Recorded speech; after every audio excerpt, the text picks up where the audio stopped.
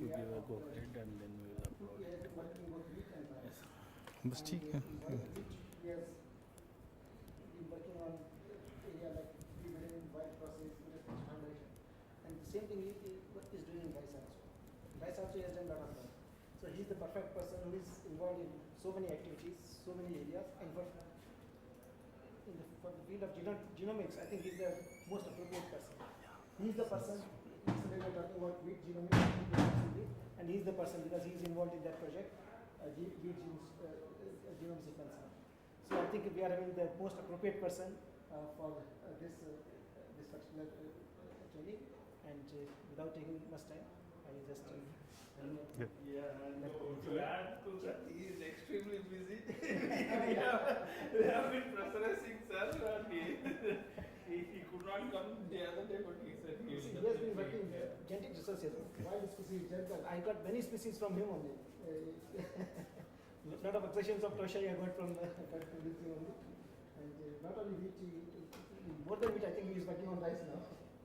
When he was in PA, but now because he is looking after genetic resources, so we will have very nice lecture. We can switch off these lights because otherwise they. Otherwise these कहाँ पे हैं? Okay. हाँ बस पीछे वाली रहने दो ठीक है. Good. Good number of students. They're all from different parts of the country. Yes, sir. Good. All PhD and MScs, and in plant breeding and genetics. Mostly, but there are biotechnology, food science. Also. Good. Well, thank you, Dr. Gopal and Dr. Singh for giving me this opportunity to be with you this afternoon. But before I start, I just have a small quiz for you. Can you people write names of the 10 vegetable crops we are eating? 10 pulses we are eating? 10 cereals we are eating? And you have 1 minute's time.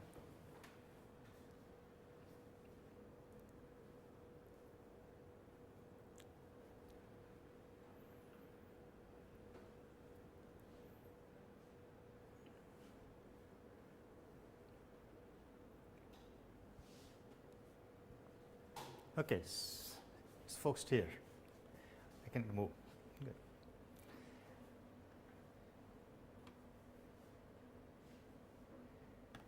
Good. Your time is up. Who could write 10 vegetables among you? Can you name those 10 vegetables?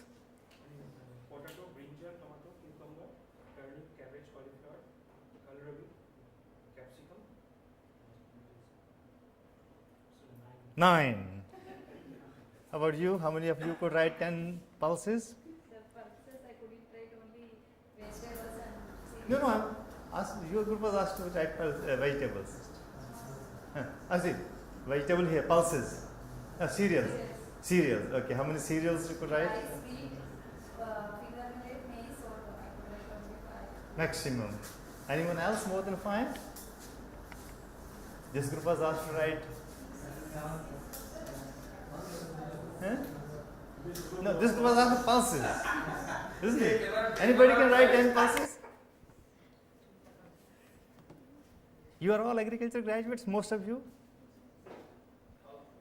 So why was it difficult to write 10 crops? What's the reason? You can add more.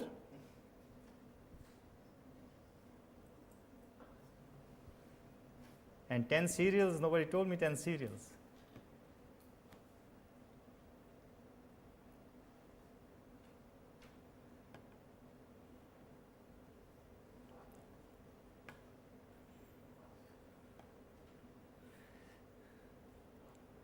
Good. So this was just to sensitize you that probably over years, and I will give you some slides, some data onto this one, that we are heading towards monocropping, monoculture, reduced variability, all sort of things. Probably if we ask someone from the village, had we asked somebody in a village 20 years back to write 20 crop names, 30 crop names, they will do it easily. There may be many places today, if you ask farmers, they may not be able to name more than 5 or 10 crops. And the basic reason for that is that we have gone for monocropping. And what are the adverse effects, the negative impacts of those? I may share you some of the facts of the country, that how this monocropping or monoculture has really led to series or severe nutritional deficiencies in our populations. And that's where the role of plant genetic resources comes. So I'm talking here plant genetic resources and genomic resources in pre-breeding and for sustaining agriculture. So I will give you a few slides for the definitions first, because definitions are very important. And when you ask something as a definition, that means we are working under those boundaries, under those spheres. For us at NBPGR, we had defined plant genetic resource as a material of plant origin that's of actual or potential value, and it could be in the form of a seed, in form of a vegetative propagule, tissue, cell, DNA molecules, or even pollen. And we also is claiming that they should have a potential to be utilized in crop improvement. So that's our definition.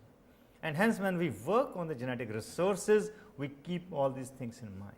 When we are conserving all these molecules. When we are characterizing, we are using all these molecules, right? And for us, the management, plant genetic resources management will include these 4 major activities: the collection of the germplasm, the characterization of the germplasm, conservation of the germplasm, and utilization of the germplasm. All the 4 components are included in plant genetic resources management. I use the word sustainable agriculture in my title, and we at NBPG have adopted the definition adopted by FAO 2000, what the sustainable agriculture means. And here, if you see, it's an integrated system of plant and animal production practices that will over the long run enhance the environmental quality and natural resource base. Now, here I have introduced simple word plant genetic resources, PGR, because for us the natural base is the plant genetic resource. So that's our modification of this one. And for sustainable agriculture, what are the things which it has to satisfy, the goals? All of them are very important, and we really need to work for all of them. I mean, when we say sustainable agriculture, we definitely think of, okay, having a good production over a longer period. That's not the only thing. These are the 4 important components which it has to satisfy, so that we call it sustainable agriculture. And NBPGR is working towards all of them. Then I use the word pre-breeding in my title. And what's the pre-breeding for us here? Is all the activities designed to identify desirable characteristics, genes from unadapted plant genetic resources, and to transfer these into the intermediate product that breeders can use or manipulate for varietal development. So that means for us, identification of the genetic stocks, genetic resources, or the genes also form a part of pre-breeding. And then, of course, secondly, utilizing them, bringing them at a stage, at a level which plant breeders can use as a genetic resource. It can go directly as a variety, it can be used in the pre-breeding programs. So that's a definition of pre-breeding for NBPGR, what we have adopted. And we work strictly in those spheres. Every institution has this sort of thing that you adopt certain references under which you are working. And we have adopted these definitions. Now, we are not working in isolation. we are working under certain international guidelines, international standards, international instrumentations. Sustainable developmental goals, I hope you all are familiar with these. How many goals are there? 17 of them. Okay? And India is signatory to that one. When we say country is signatory to that, it becomes the moral responsibility of every citizen to contribute towards it, as an individual, as an institution, as an organization. And NBPGR has identified itself with 6 of the 17 sustainable goals, be it no poverty, zero hunger, good health, and many others. Though if we see agriculture, agriculture is contributing to 11 of the 17 sustainable development goals. And of those 11, plant genetic resources are contributing directly to the 6 of them. For example, if I take goal number 3, in fact, none of these goals could be achieved without plant genetic resources, plant breeding, fully. You take the good health, we are fully aware at the moment that almost 50% of our children below the age of 5 are suffering with protein malnutrition. 60 to 70% of our women in the rural areas are suffering from iron deficiency caused this anemia, zinc deficiency, vitamin A deficiency, a large number of the deficiencies. And no medical system can really take care of these deficiencies until and unless you have a strong agriculture, strong food, diverse food. So if we really need to achieve this goal, we really need to diversify our foods. And that was the reason when I asked you write the names of 10 crops, because it will come immediately what you are eating. That will be the first thing that will come to your mind. And if you are eating 20 crops, you can write them immediately. If you are eating only 2 crops, dal roti hai to do hi khayenge. That's the basic reason. So this is for every individual, every organization, that how we are contributing for achieving the sustainable developmental goal to which our country is signatory, and these goals have to be achieved by 2030. And this is what we are actually doing. This one. We have other sort of international instrumentations, like there's an Aichi targets, or there are what our Ministry of Environment, Forest and Climate Change slightly modified those Aichi targets into what we call as national biodiversity targets. Right? And these are there, and we are actually a part of it. In fact, countries submits this annual report to the international organization to which you are a signatory, and most of these are quantifiable. And we at NBPGR have actually measured all of them, and we are providing the annual report to the organizations where this data is submitted. Now, for example, our first goal here is the people, especially the youth. They are aware of values of biodiversity and the steps they can take to conserve and use its sustainability. This is what I am doing here today. How many are 30 students here? So 30 ambassadors.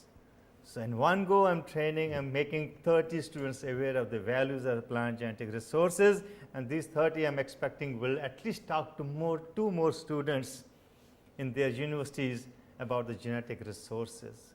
And you are the one who are future for us and will help us in achieving these goals. Right? So universities, organizations need to work to define ourselves in certain international spheres, international organizations, international instrumentations in that one. So I've written here different, for example, this is something you can really go and read if you haven't read what are the national biodiversity targets or sustainable developmental goals. They're all available online. You can read the details of that one and see to which goal we are actually contributing. And we are at different developmental stage. For example, I have written here green or red. Green will mean that we are very well, we are far off. For example, genetic diversity, if you NBT 7, it says genetic diversity of cultivated plants and their wilder relatives is maintained. and strategies developed and implemented for minimizing genetic erosion and safeguarding their genetic diversity. Let me assure you, country is pretty well in this one. NVPGR has done very good job so far in collecting and conserving the genetic resources of the nation. I'll give you some details how much we are right now conserving, but beautiful. But there are other initiatives where our levels are not to the mark. We feel that we really need to work more harder to achieve those ones. Now, we have the Sustainable Development Goal, which will include overall Aichi targets, which will include general biodiversity. But then we had a conference 2016 here in India. That was the first Agrobiodiversity conference where they adopted certain issues. And what's called as Delhi Declaration. This is a very popular document now. Now, this Delhi Declaration also said us different things. For example, the first one was need to develop the complementary conservation strategies. And here also green will mean we are very good. Red will mean probably our understanding of the systems is not very good. For example, if I give you here, ecosystem services. Now, this is a topic our understanding is not very well understood. If I ask you how are we benefited from honeybees? Pollination. That's an actually ecosystem service. The honeybees, the product they give us a honey, but about that they give us a service that's in terms of the pollinations. So this is one insect which we know that this is giving us, bees are really helping us in pollination. There are hundreds of species about which we do not know how they are contributing these to our ecosystem services. Because if we want the sustainability, then we really need to work on an ecosystem base. Otherwise, stability or sustainability will never be achieved. So, our understanding of the ecosystem services is somewhere we really need to. For example, there may be several weeds. We don't have any understanding how they're are they contributing anything to us or not? If they're contributing, what are they contributing? So, we understand definitely not. There are hundreds of animals which may be contributing one or the other way to our economy, to our environment, to our ecosystems. For example, I asked a question, are termites contributing anything to our ecosystem? How? Are these useful insects or harmful?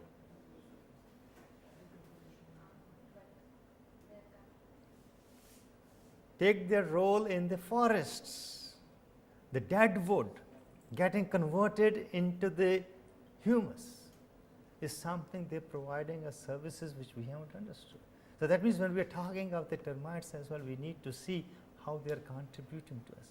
So everything in the system is useful, although we do find some of the negative impacts. Some insects are damaging our crops, we do realize that one, but they are a part of it. Right? So ecosystem services analysis, or even what's called as agrobiodiversity index.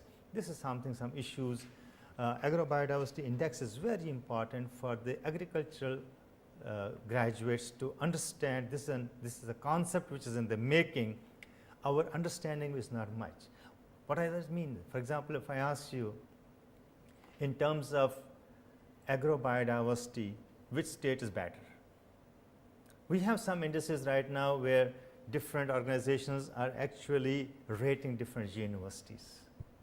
They have developed certain indices, several parameters, each parameter given a specific weightage, and then you add up this whole weightage, you get what's called as a rating.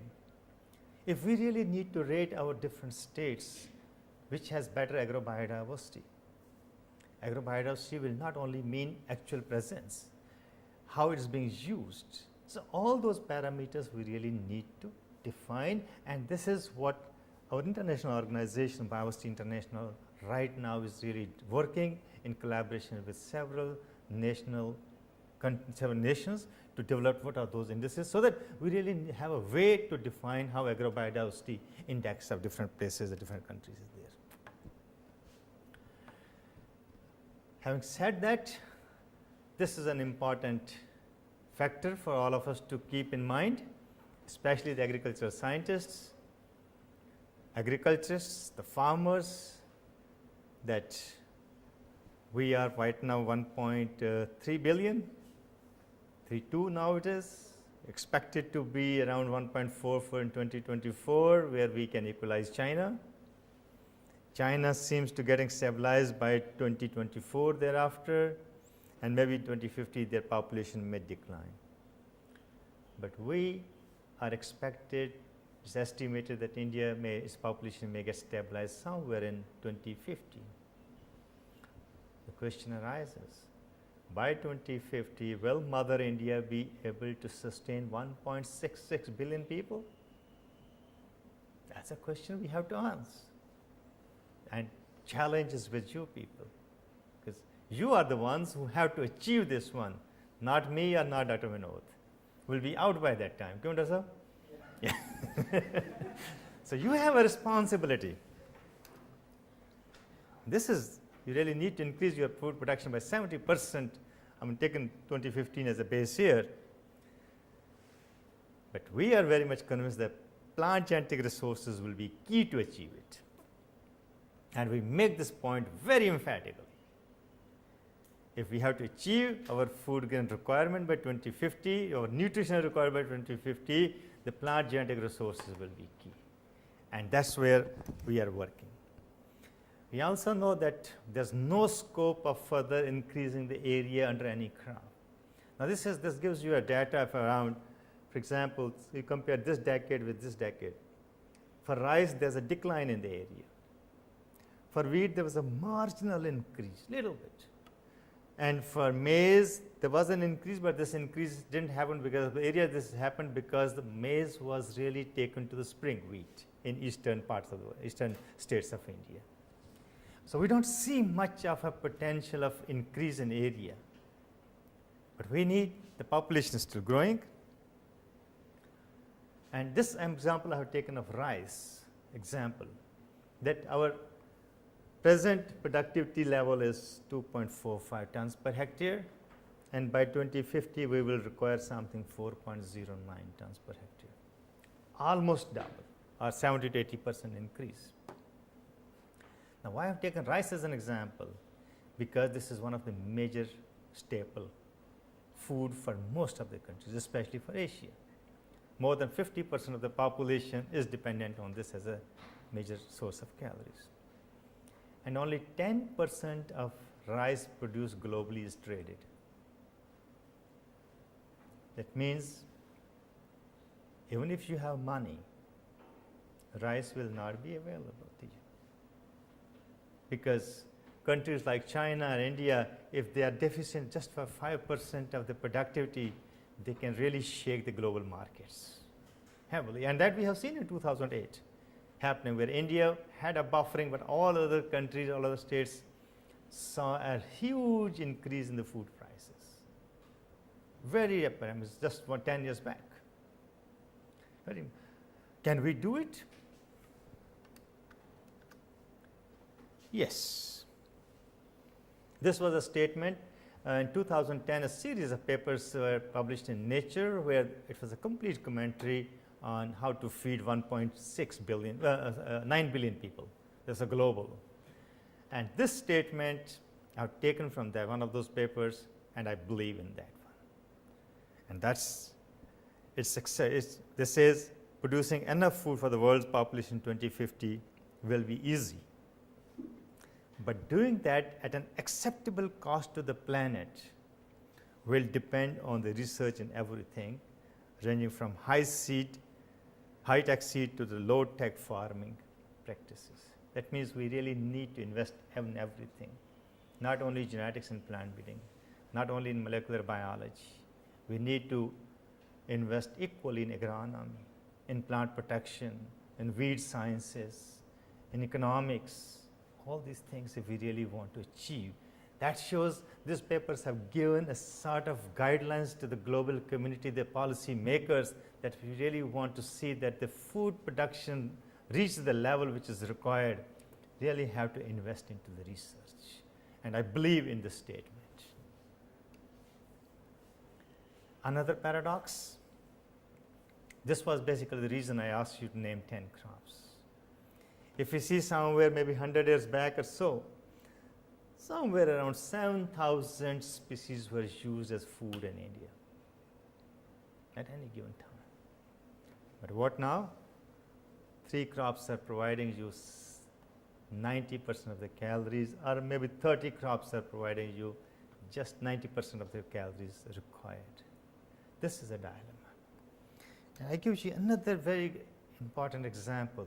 This is something what happened in recent years, the period which coincides with our green revolution. Have a look here. Our pulse consumption dropped by 21%. Our millets consumption dropped by 63%. Our sorghum consumption dropped by 52%. And parallel, there was an increase in wheat, rice, and maize. And have a look here. If I ignore soybean, a look in palm oil. 112% increase since 1960s. And look at the coconut oil, 33% decline. Why these things are happening?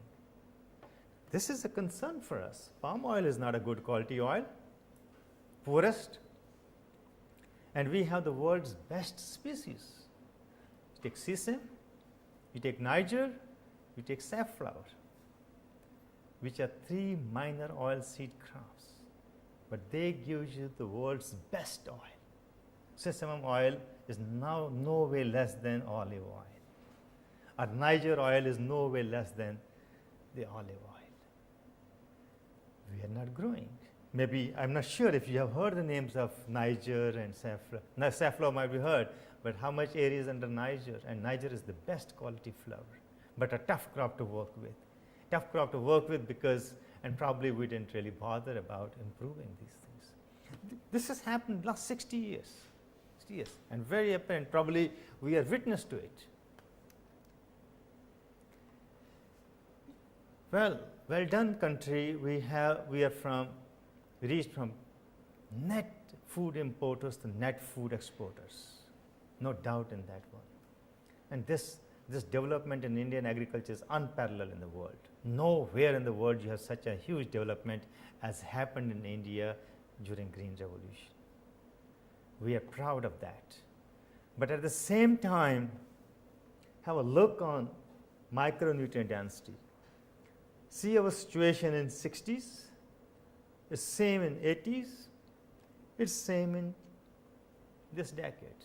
There's hardly any improvement in our micronutrient density. We have to be concerned about this. As plant breeding students, when we are working now for anything, we really need to keep all these things in mind, so that when you are a crop breeder tomorrow, you must know what are your objectives for the breeding. And if you know your objectives, then you will look for the germplasm flavum, those traits will be available.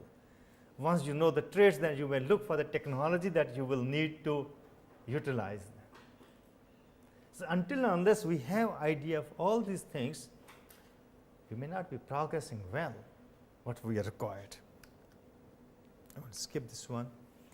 Very recent data. This data is from our National Family Health Survey. And this was from 2006 to 2016, 10-year data. If you look at critically on this one, I take the example of Punjab, richest agricultural state, highest productivity, highest in the world, 11.5 tons average wheat and rice. You are the richest farmers, you are the highest productivity area.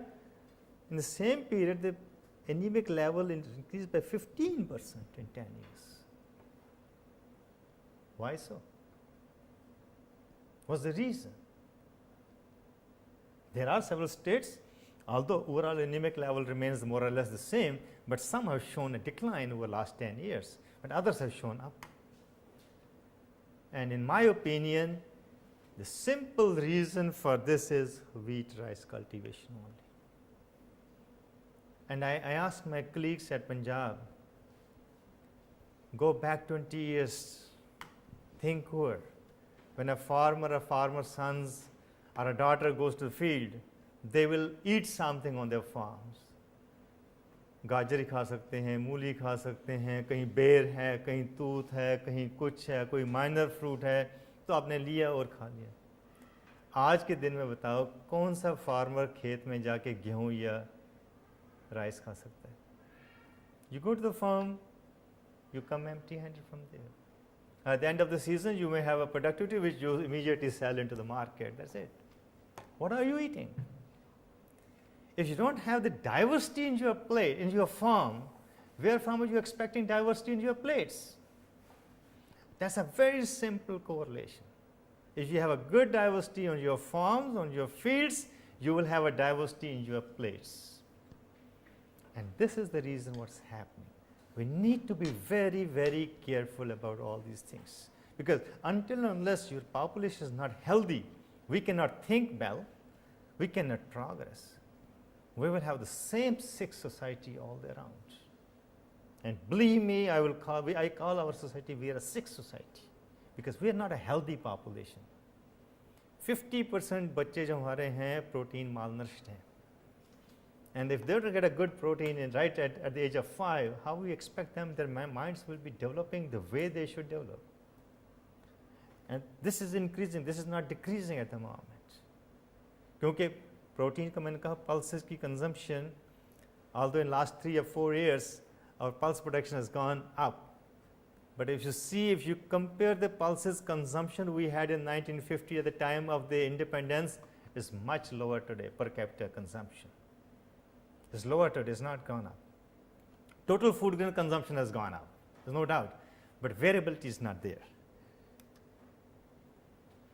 And we don't expect much change to happen. This is estimated, it's a very good institution, it's a sort of non-government or independent institution who are doing it all well. See, in 2000, our total calories contribution from the cereal was around 47%. And it's expected in 2050 that at least 41% of your calories will be contributed again by the cereals. So very clear, the cereals cannot be ignored.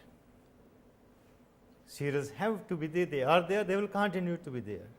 So we need to think if we really have to improve our nutritional value as well, we need to improve our cereals actually on those lines.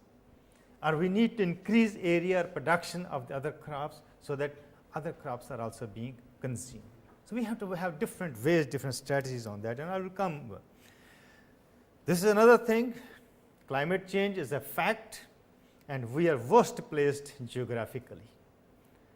Worst affected will be India in climate change, and we are seeing it. It's not something which is on papers or which is a fiction. It's a reality what we are seeing today. In my own station, I was a student, was going to Lahore Spiti regularly. And I knew every glacier position because I used to go there for longer time, staying for 15 days, 20 days, sitting in the evenings on the mountain hills and then watching all the glaciers.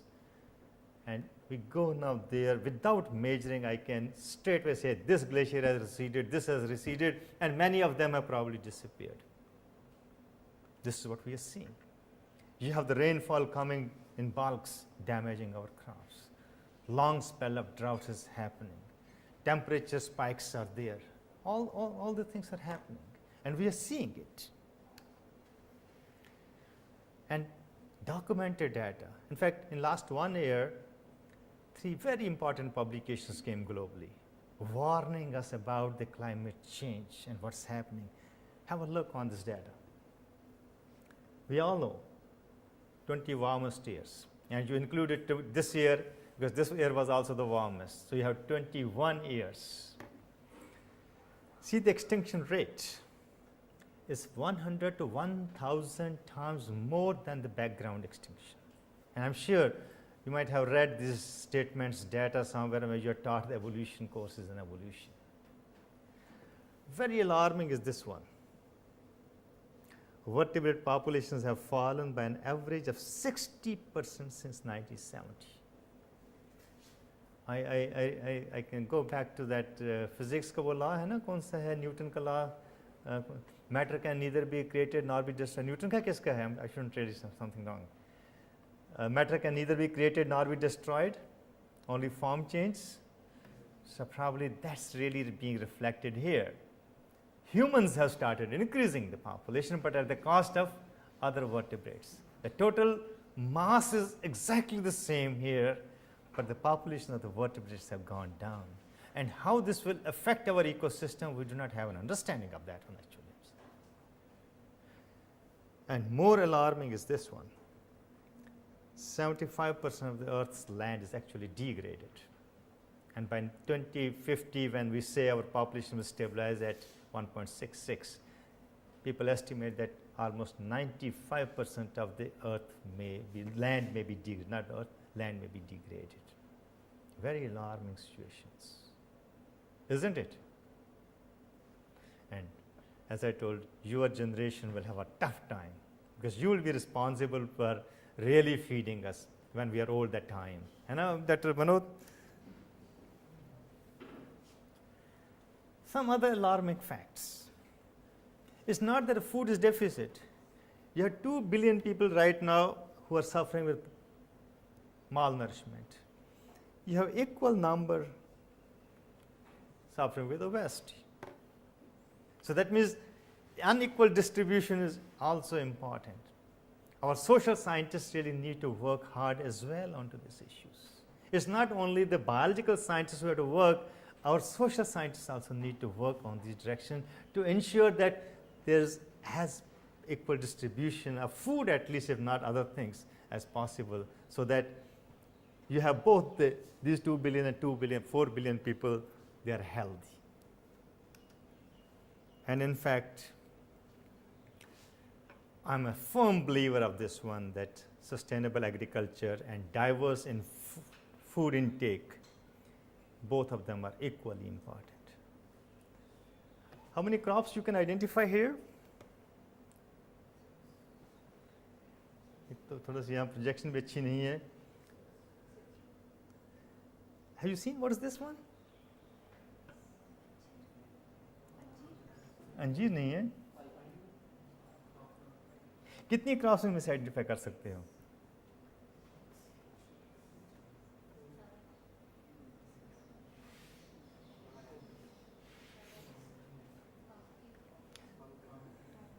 This is pumpkin. और अगर किसी को भी pumpkin की सब्जी दे दें तो मम्मा को आप थाली भर फेंक दो. And this is the richest source of vitamin A. We are population suffering with vitamin A malnutrition, and this is the richest source. And this is a crop which doesn't need bloody anything. और इसका soup इतना अच्छा बनता है कि आप सोच ही नहीं सकते. पर कितने लोग पेठा खाते हैं हमारे? Very good. बहुत कम खाते हैं. मेरी दादी जी बनाते थे ये, बट अब नहीं. This amaranthus is very rich in proteins, quality protein, high in lysine. We don't eat it. Quinoa किसी ने कह दिया तो ठीक है, हम 400 रुपये 500 रुपये किनोवा किलो तो ले रहे हैं, बट amaranthus जो हमारी क्रॉप थी वो नहीं. ये करेला है, वाइल्ड करेला है, जो कि न्यूट्रिशन है. It's very expensive. I was in market yesterday and in Kuwait it's 40 rupees 250 grams. That means 150 रुपये किलो है. Very expensive one. Because people who are suffering from diabetes, it's good for them. So that means we have a wider range of the crops available with us, but unfortunately we settled down with 3 major cereals.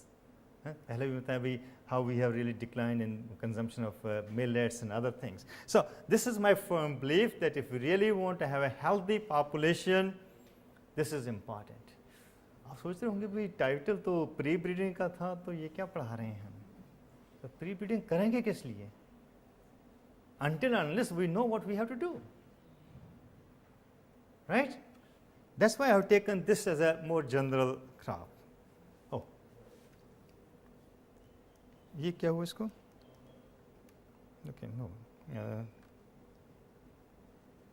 Okay, right, good. So that was something depressing, isn't it? But we have something good here as well. See, we are a very gene-rich country, very documented data. You have more than 20 crops which have originated from this place. We have 184 breeds of domesticated animals, 4 biodiversity hotspots, 1, 2, 3, 4. More than 1,000 wild edible plant species available in the country. So it's not that depressing until unless we know what the Mother Nature has given us. We are proud that this is available with us, and it's not that these genetic resources have not been used. Very well documented examples where genetic resources of Indian origin have actually revolutionized the global agriculture or helped in sustaining the agriculture. We all know, if we see the dwarfing genes, okay, this is something, a very successful example we introduced from outside and really had a green revolution. All of us know it, and this is taught in every collection. Are we being taught this thing? Those are not the only successful examples. The genetic resources from India have actually stabilized the global food. An excellent example is this one, grassy stunt virus resistance in rice. In 60s and 70s, it was alarming situation in eastern part of the world, East Asian countries. This was a very important disease until Dr. Khush identified an accession of Nivara from India and used that for transferring grassy stunt virus resistance into this one. And that saved the rice industry, rice farmers are whole of this Eastern Asia. Very successful example. Many examples where Americans have used this one. Europeans have used this one. And recent example which you might have heard, all of you may be knowing it, there were SUB1 gene and PS-stall genes conferring resistance to submergence, equally important and being used globally. So my point of saying here is, days ahead are tough, but nature has given us everything, and fortunately India had a vision that these are conserved, majority of them if not all, and we need to see how we have to use it. And another good thing with the country is that, because we are talking of agrobiodiversity, and India is the only country in the world which has independent bureaus safeguarding the biodiversity, be it plant genetic resources, be it animal genetic resources, fish genetic resources, microbes or insects, all the bureaus under the umbrella of ICAR, they are working on these ones. And of course, I will be talking only for plant genetic resources. And to tell you that we are very strong in international instrumentations as well. Our parliamentary system is very, very strong. चाहे हम कितनी भी बुराई करें अपने system की ना, हमारा सिस्टम सबसे अच्छा है. ये आपको बताता हूँ. We have a very strong parliamentary system, and as you see, our parliamentarians are so wise. It's only a question how you can convince them. And I think our people were very much able to convince our parliamentarians that we are the leaders, in fact, in most of the international treaties. For example, this ITPGFRA, India took a very, very leading role in developing or drafting these treaties, International Plant Genetic Resources Treaty. And people at NBPG and ICR were primarily responsible for that one. And we have the national legislations as well to protect all these things. And this is to give you some glimpses of what NBPGR is doing. As I told you, plant genetic resource management will have 4 activities: collection, conservation, characterization, and utilization. Okay? And I will give you glimpses of all these 4. Coming to the collection, if we see from 1946, when Dr. Harbhajan Singh was here at the Department of Botany, that Division of Botany at that time, and the Plant Exploration Unit, the systematic explorations in India started in 1946. Of course, and Vavilov gave their concept of these centers of diversity, centers of origin about 20 years before that one. So, and science was not that fast moving in those decades. It takes time to reach. So India started right from the beginning, and in fact, so far more than 2,700 explorations have been undertaken, collecting almost 2.75 lakh germplasm accessions from within the country. This is within the country. And of course, all herbarium, other things are there. I will not bother you on this one. NVPGR is doing another sort of service to the nation, because it's not the collection of the germplasm from within the country, it's exchange as well. We depend a lot on the germplasm coming from outside as well. And on an average, every year almost 1.5 lakh samples find way into India. NVPGR is doing all that quarantine for you people. Minimum ye hai itna. Now, again a word of caution, because I am getting this sort of requisition calls from several PhD students. Their advisors give their PhD thesis problem based on some germplasm somewhere, and they ask NVPGR to really introduce this one. Many a times we may not be able to release you the germplasm the same year, because there are large number of the quarantine pests which are well defined, and country will not release the germplasm until either the institute you are working with has a post-entry quarantine facility, or NVPGR will grow in its own facility, then only will give to you. For example, soybean, there are 12 viruses which come through seed. And if the intending or the exporter doesn't give you the phytosanitary certificate, you really have to introduce the germplasm, evaluate it under your own facilities, and then only release. And that sometimes we have to say very politely no to these young boys and girls, to say, hey, sorry, we cannot release you this one. You really have to talk to your advisors again or change your research problems. We cannot put country into risk. This is a service that NVPGR is doing for the nation. And we are conserving our germplasm into different ways, different means. And as of today, our collection of the seed is 441,000 or 4.41 lakh. That's the collection, and we are the second largest gene bank in the world at the moment. And if you go to NVPGR web page, you have all these things now available in different formats. You want the vegetables, you want fruits, you want something, you want a trade-based, and I tell you, yeah, we have germplasm collection in vitro or cryoconservation, and we are number one when it comes to cryoconservation in the world. No other center in the world has as large collection in the cryobank as NVPGR or India has. Large number of germplasm in field gene banks, and of course, this is NVPGR does not work standalone. NVPGR works in collaboration and tandem with all our national institutions, be it state agriculture universities or ICR institutions. As of now, we are working with 59 different institutions of the country, which are our nationally active germplasm sites, we call them, or NAGs we call them. Right? So, for example, cassava, sweet potato, yams, they will be available at CTCRI. But the accessioning and other things is being done at NVPGR. Collections are done in collaboration with NVPGR. And NVPGR, when it does the collections, explorations, we do not do it alone. We ask the crop-based institutions, the universities of that area, to join us during those explorations.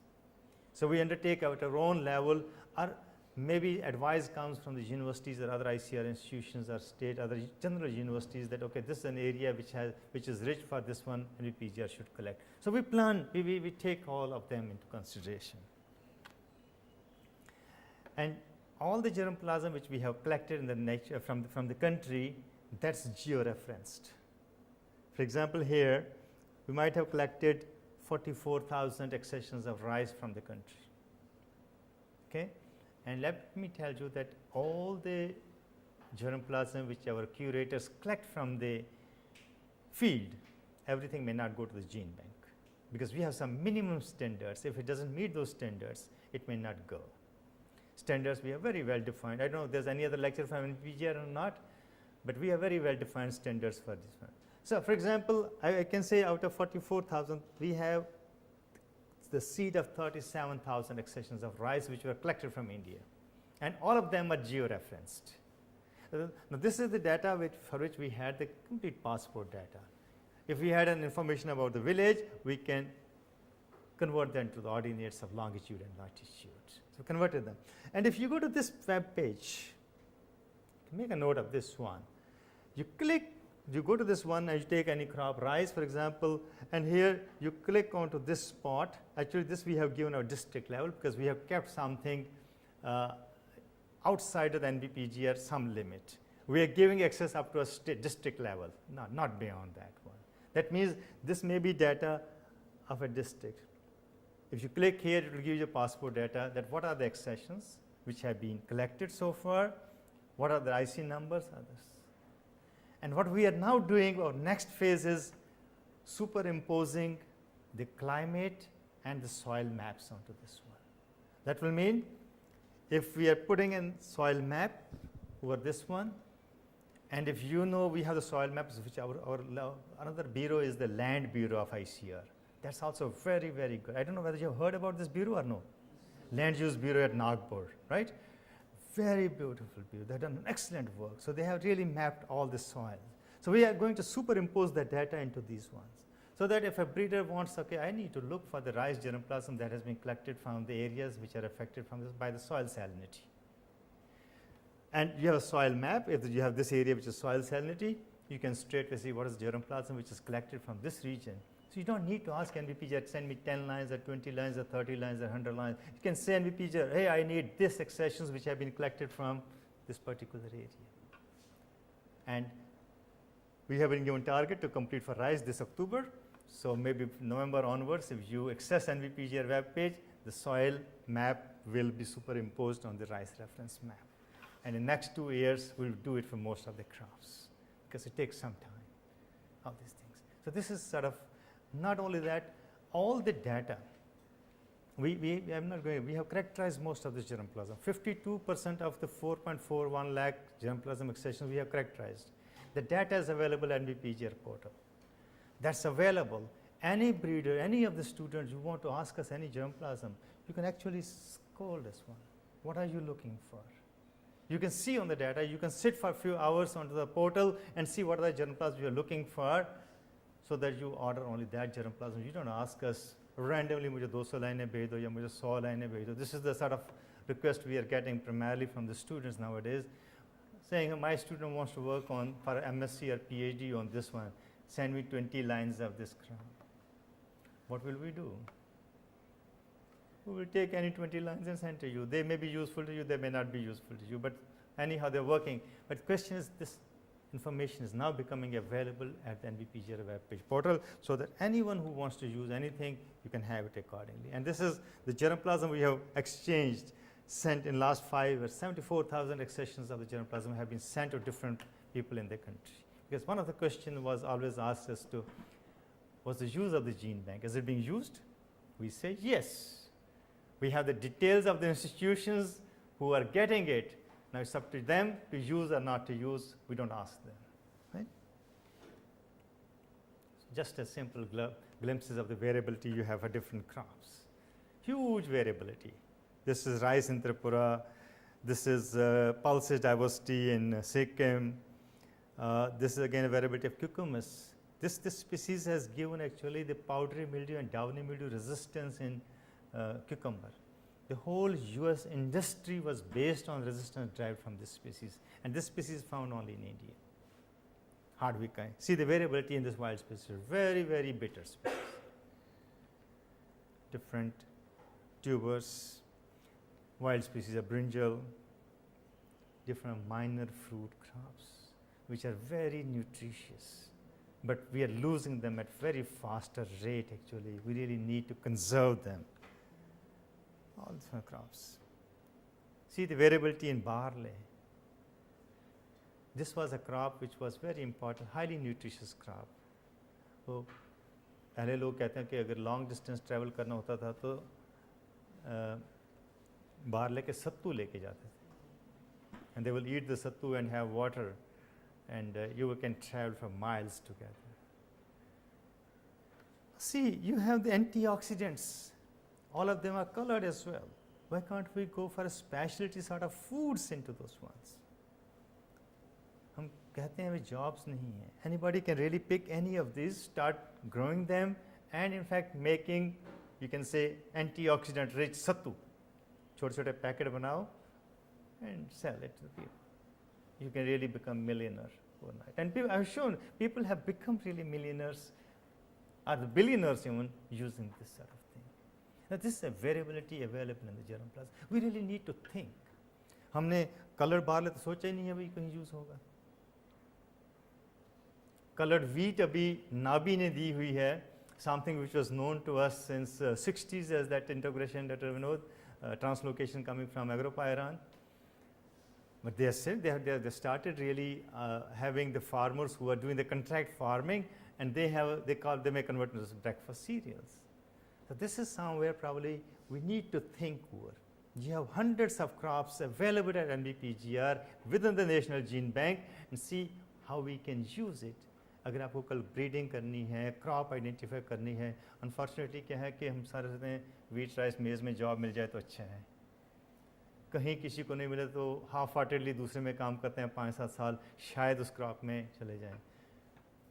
Potential is in minor crops.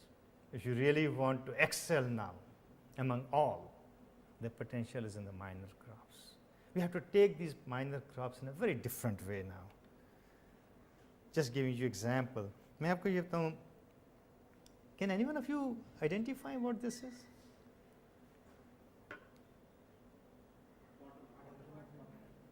No, it's not watermelon. It's kalingada. Kalingada is the hardest crop. रेगिस्तान में जहाँ कुछ नहीं होता है वहाँ कलिंगड़ा होता है. Okay? काजू बर्फी सारे खा रहे हैं, खाइए ना काजू barfi, which is selling at a premium price. उसमें कभी काजू का टेस्ट आया किसी को? कभी रियलाइज किया भी काजू है इसमें? I had an opportunity to visit a factory last year in Ahmedabad. Very nice person, but then he told us all the secrets. Okay, he's working on this Kangada seed. And you know, we are unable to meet our own requirement. We are getting 50% of our requirement from Africa. Import हो रहा है 50% कलिंगड़ा. रेगिस्तान हमारा सारा खाली पड़ा हुआ है. मैं क्या करते क्या हैं इसको? He had a good smile. Then he asked me the same question. आप काजू की बर्फ़ी खाते हो? मैं कहा हाँ खाई है. अब बड़े होटलों में चले जाओ तो वहाँ करी है, काजू करी भी मिलती है, जो कि अगर आपको आलू की सब्ज़ी कहीं 50 रुपए की मिलेगी वहाँ 5 रुपए की मिलेगी. है कहते यही जाती है, इसी का सीड है जो आपको. This is a substitute and nothing wrong actually. This is more nutritious than kaju is. So actually if we are eating it, we are using it, this is somewhere we really need to innovate. There are a large number of crops like that in the country which need an exploration of different type. Not exploration for consumption, collection, exploration of making it available to the public. Huge variability is there. We are working on good number of minor crops. This is NBPGR's mandate actually. Be it amaranthus. ये कौन सी फसल crop है? Buckwheat. कभी खाई है किसी ने? नहीं. और भी चीज़ खाते हैं इसको. बर्तों में जब व्रत रखते हैं उसको खाते हैं, क्या कहते हैं उसको? कुट्टू काटा. ठीक है ना? This is such a nutritionally rich that Japanese are actually making pills out of it. और हम तो जिस दिन बर्थ है उस दिन ही कुट्टू काटा खाते हैं और नहीं खाते. Chinapod, job steers, winged bean, all these are the crops. Kalingda है, बहुत सारी ऐसी crops हैं जो कि हमारे नेशन की अपनी crops हैं, न्यूट्रिशनली रिच हैं एंड वेरी गुड. तो ये तो हुआ था जो अलार्मिंग सिचुएशन क्या है. अब आपके पास जीन बैंक्स में क्या है, कंट्री में क्या है. पर तीसरा कंसर्न ये है कि जो जीन बैंक्स में इस वक्त है उसकी यूटिलाइजेशन बहुत कम है. Very important component. And I give you some facts actually.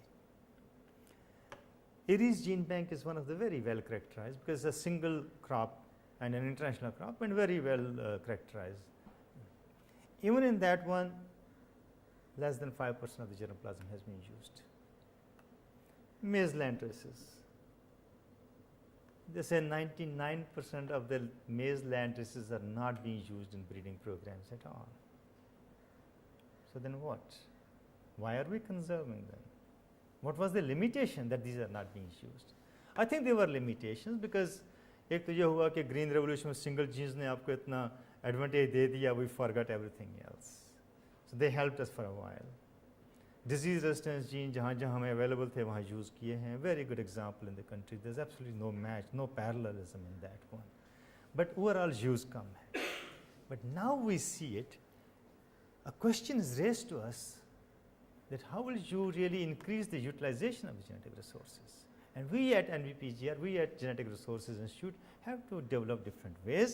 But definitely I am convinced that जो आपकी molecular biology developments हुई हैं, especially the sequencing, from Sanger sequencing to what you have now, this nanopore, which I call the breeder sequencers. You can have in one pocket one sequencer and maybe mobile phone in the other pocket which could act as a computer. You can just sequence anything right in the field to get the data. These are going to become reality.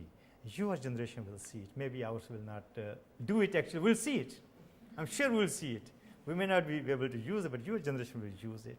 So these are the things which have really, and cost is going down. But more important, see, sequencing is not an important issue now. You can send the sample to anyone or you can buy. These machines are not very expensive. Oxford Nano for Oxford तो वो free छोड़ के जाना चाहते हैं आपको. वो कहते हैं ये ले लो machine आप सब use करो इसका consumables जो है. So that means not expensive. More expensive is now, or more is the data.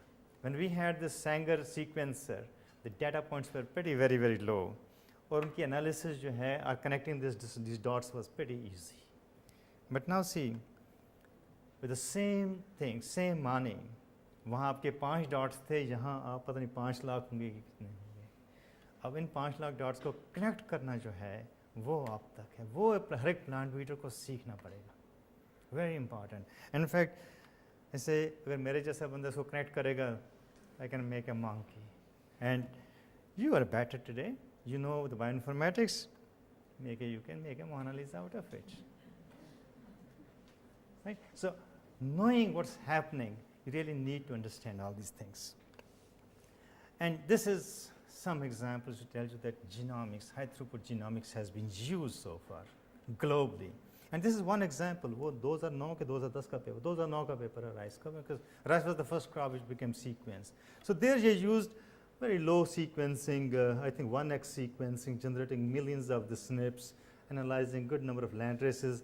And then they have shown here that using what we call as GWAS now, you can map all those genes. Here they've shown all the genes, all the QTLs which were mapped using or cloned using the biparental populations, they could map them. So this was an experiment to show that this is possible. And yes, now it's a routine GWAS identification mapping through genetic resources.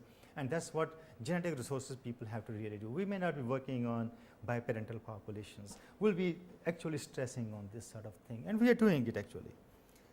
I'll give you one simple example.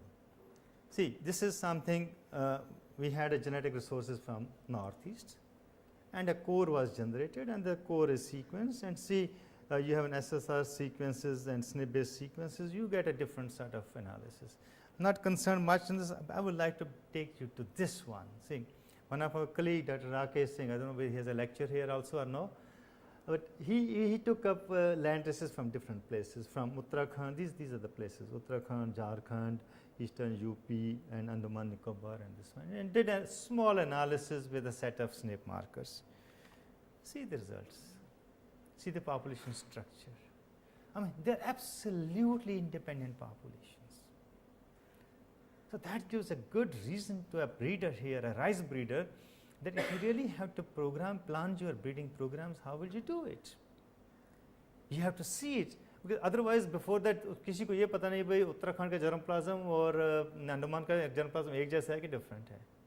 And in fact, based on this preliminary experiment, we are now planning for sequencing all our land races in the country. We have 12,000 named land races.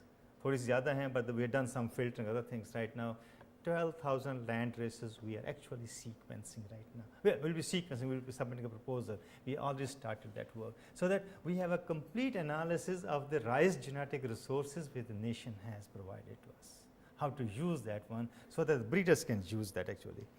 And so I will maybe एक slide और है उसमें शायद दोबारा जाऊँगा. But otherwise, what we have started now doing here is we have taken one program on Vigna, which is an inter-institutional, 15 institutes में हैं.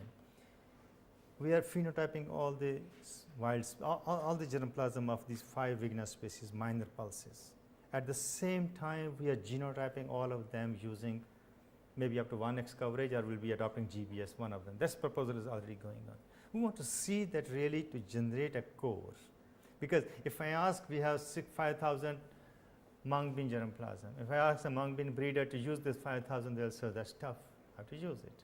It becomes our responsibility to really bring a core out of it, which represents the major part of the variability of the germplasm, and give them a set of 400 or 500 lines. Okay, these are the core lines which you can use for genotyping genetic resources. They can phenotype for every detailed trait of those. So those things we have started at NBPGR, and a mission mode project is going to be in operation by the DBT soon on this one, where major crops, all the genetic resources will be really sequenced, genotyped, so that they become available to the breeders for this one.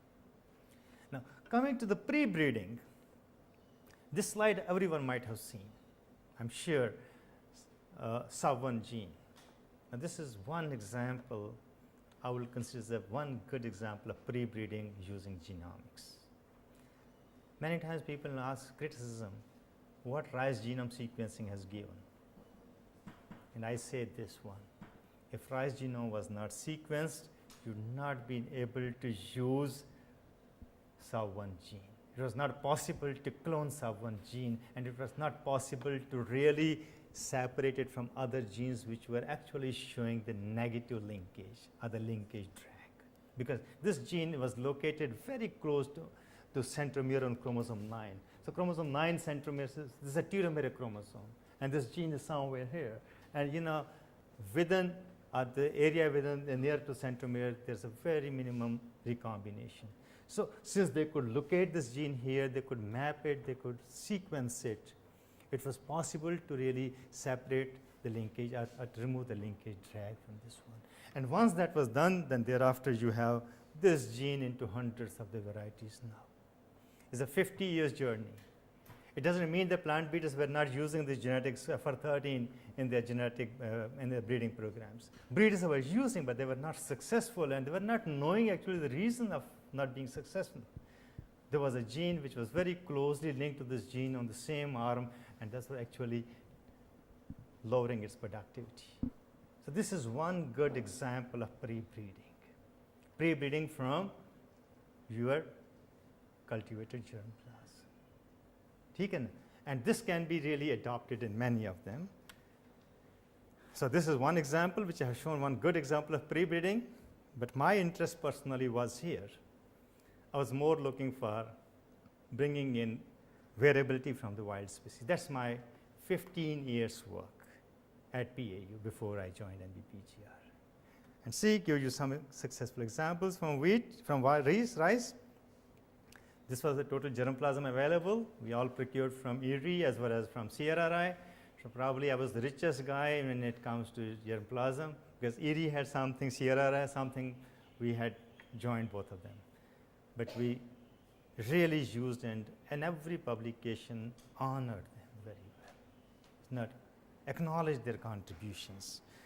So when we started this work, bacterial blight was a major issue in Punjab, and no known gene was effective against all the virulences. So you had two options, either to scout for the new genes or to pyramid. So we had both these strategies going on. I was involved in pyramiding different genes as well as scouting of the new genes. So here, this example, when we started initially with around 300 accessions of the A genome of different species, and good number of them became available which were resistant, and we started with some of them primarily from the A genome, because from the nearest genome you have the chances of successful well.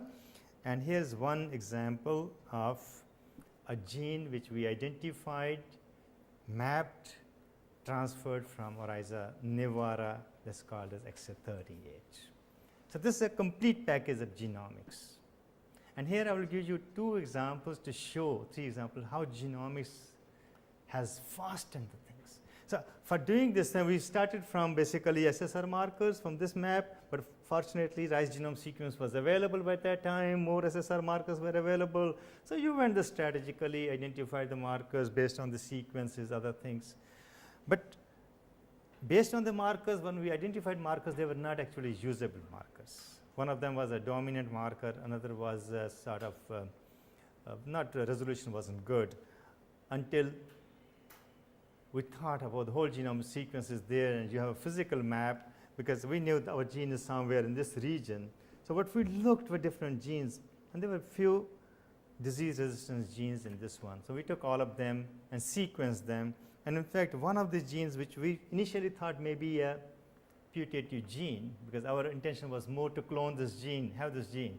But fortunately, this turned to be a gene which has 48 base pair deletion.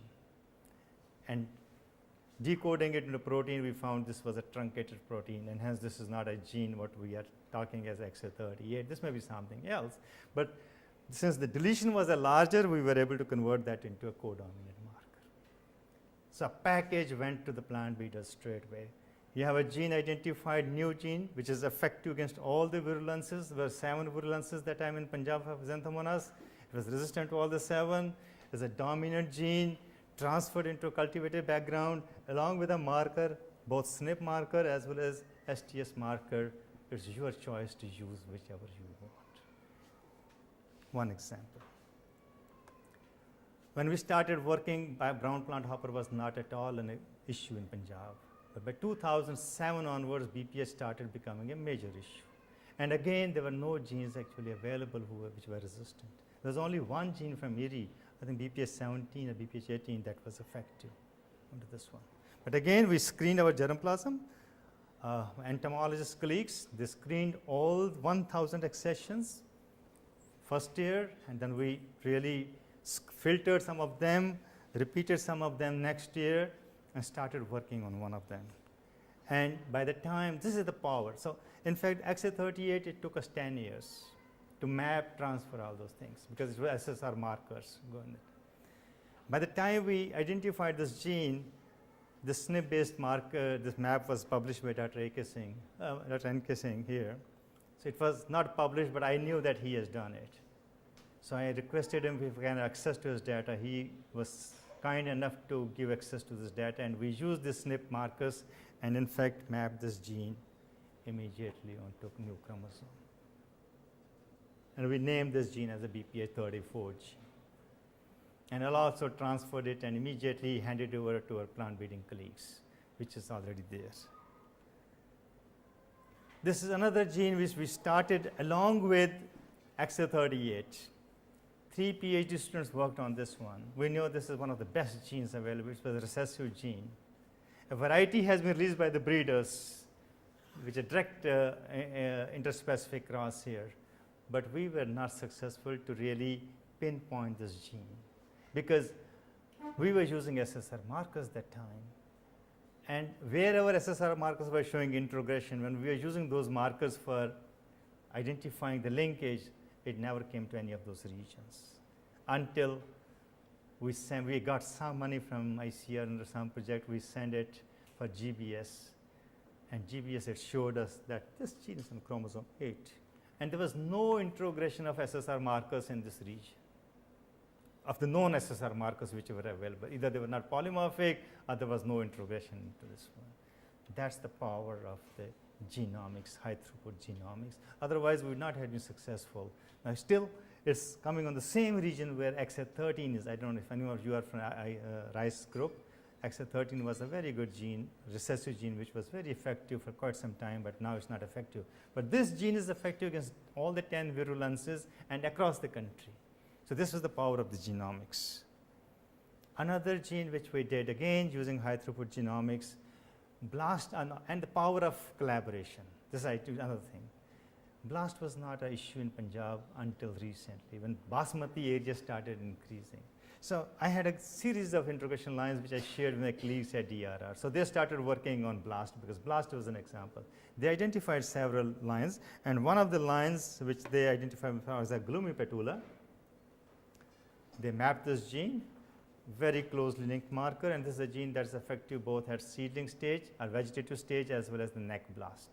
A new gene designated at PI68. So you have XL38, this another gene which has gone for publication from Glabroma, XL45, BPH33, 34, and then or is a glumipetula, and I think one more gene which is a grain number QTL. Again, we have identified for longistaminata, and now transferring in basmati and giving us good results there in that case. All published, all materials shared with the colleagues, and they have used for pyramiding XL38 with other genes. All the different places. This laboratory, Dr. A.K. Singh group, is the one who immediately used this gene for pyramiding with other genes in this one.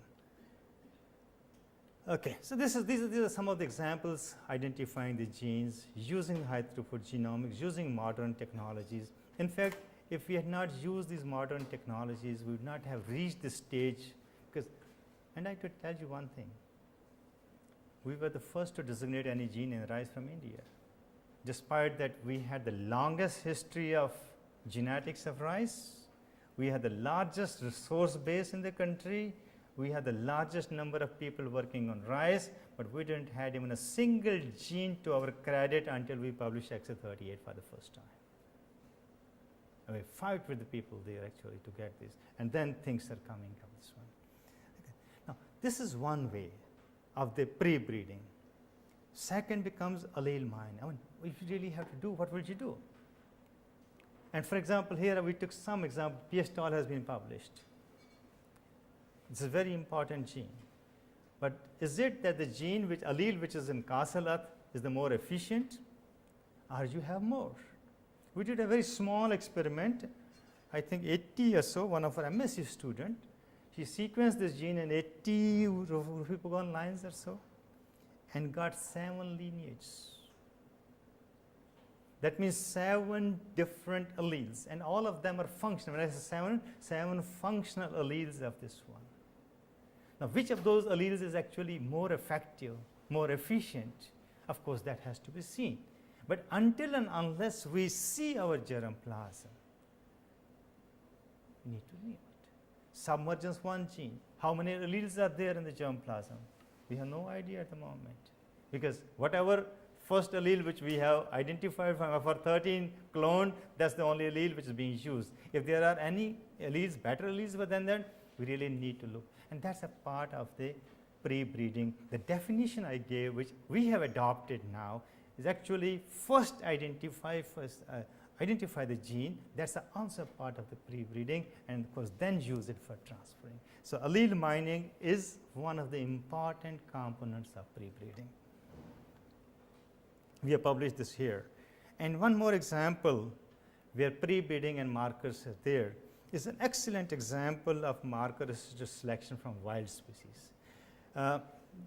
We are working on one of the population on Beoticum and Monococcum. That's a diploid wheat, A-genome wheat, 2 species. We had a very good population, and Dr. Vinod knows that we have published more than 12 or 13 papers on this population.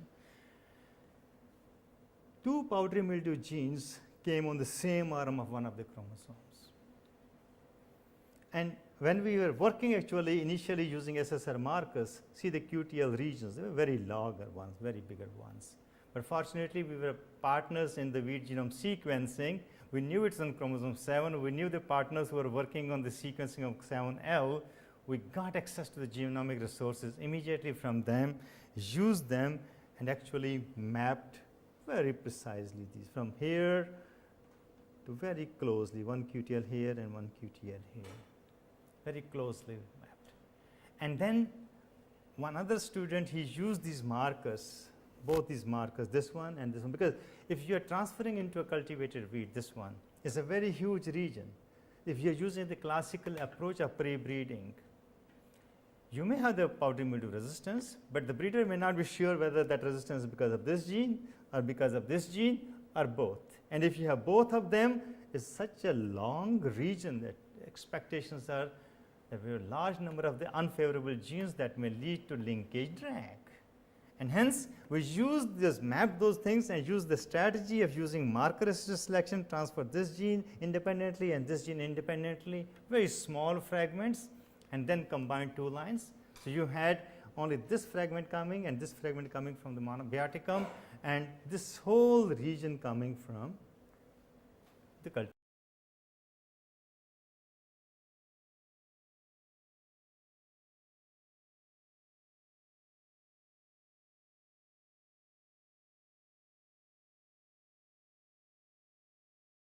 The numerous genomic and genetic resources available. A lot of developments are there. The success, or the key to the success, is how better you understand your germplasm. And of course, availability of low cost screening techniques, because several traits like drought, heat tolerance, all these are very, very difficult traits to measure. You really need a good screening techniques. So developing screening techniques, you really need to have a collaboration with plant physiologists, with biochemists, with entomologists, with agronomists. That's where I said we really have to do all these things. We need to invest into every technology.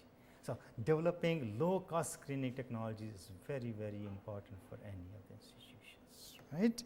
And here is my second message to you. The picture is not good. Can you recognize what place is this? ले कौन सी movie यहाँ shoot हुई थी? Three Idiots. And we Three Idiots are exactly at the same spot. But here, during this exploration, we found this species, which is a tertiary gene pool of wheat.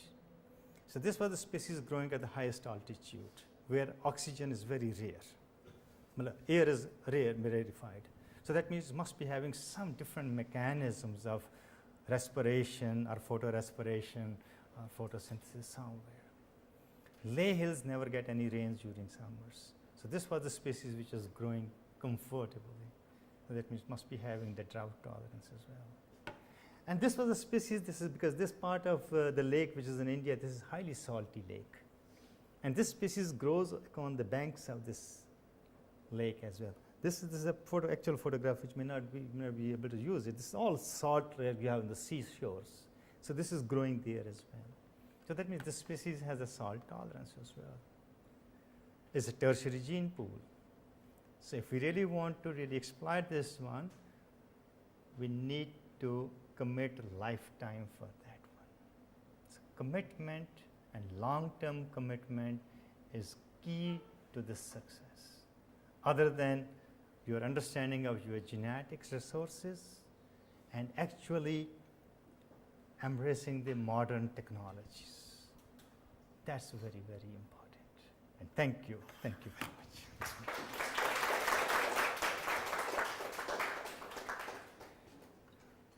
Good, 1 hour. ज़्यादा तो नहीं हुआ ना?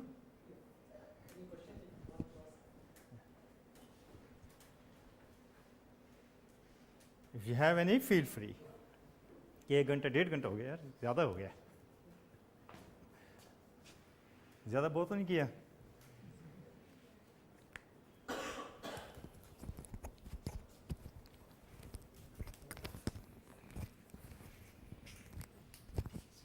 Thank you, Dr. Singh, for a very good lecture. And I think all of you have understood now where from diversity on your plate will come, actually. Okay, if there is diversity in the field, there is diversity.